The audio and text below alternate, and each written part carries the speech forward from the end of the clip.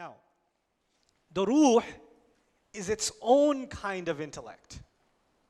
The brain is its own kind of intellect. And we understand that because we all have a brain and we've been using it in school or been forced to use it. So we use it all the time. And business people have to use it, doctors have to use it, lawyers have to use it. Everybody has to use their brain all the time to do these things, right? And in life you have to analyze, problem identify, find solutions. But the ruh has a different kind of intellect.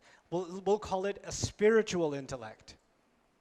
The Quran describes the ruh's intellect as the heart. The term in the Quran for the spiritual intellect is what?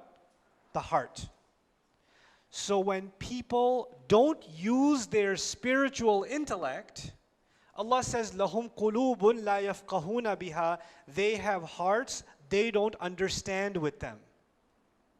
Listen to this. They have hearts they don't understand with them. And someone who doesn't understand the difference between alam al-amr and alam al-khalq comes to me and says, Ustad, how come it says the heart thinks? The heart doesn't think, the brain thinks. The Quran is wrong about that, biologically speaking. Yes, Sylvester, you are right about that.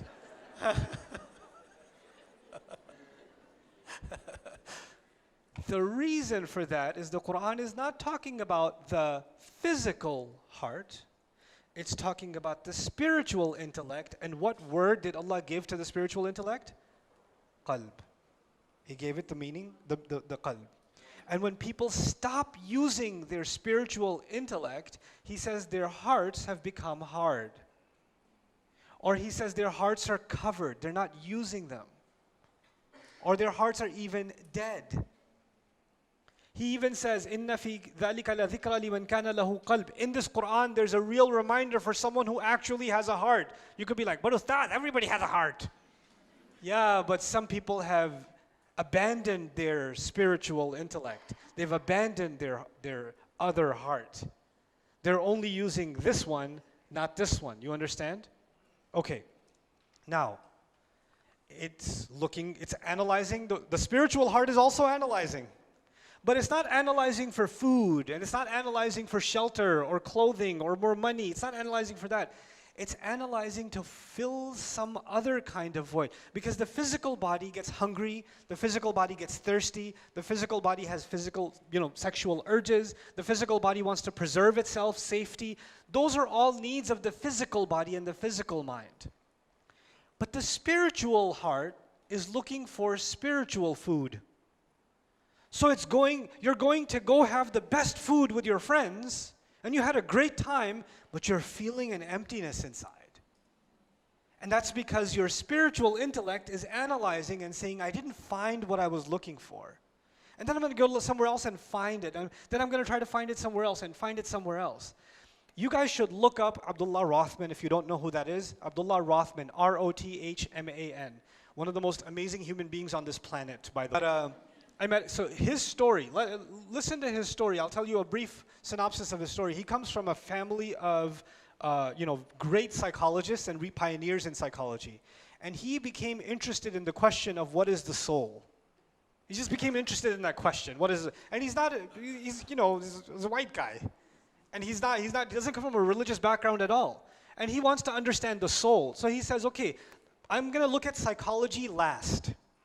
I'm going to look around the world for what people say about this thing they call the soul. So he spends time in a Hindu temple, living with a pandit, dressing like them, eating like them, like the whole 9 yards for a while, a year or more. Then he goes to some shaman in Jamaica and lives in the woods and fishes with a spear and lives among them. Then he spends time in like a Jewish seminary, and he spends time in the church, and he all over. Like, he didn't just go study this stuff. He wanted to get into their spiritual practices, their culture, wanted to understand it from the inside. And he was kind of all done with everything, and he came back to do his master's in psychology. And somebody asked him, did you do Islamic psychology? You look at Islamic spirituality? He goes, really? Islam? And he started looking into it, and he says, this is it. And he took Shahada. And he's head of the Islamic psychology program at Cambridge Islamic College. He studied under a sheikh in Sudan. He got married in Sudan. And mashallah, studied Arabic, studied psychology in depth. And just because of the analysis of the ruh, of wahi. Is something inside him seeking. This is something Allah gave inside every human being.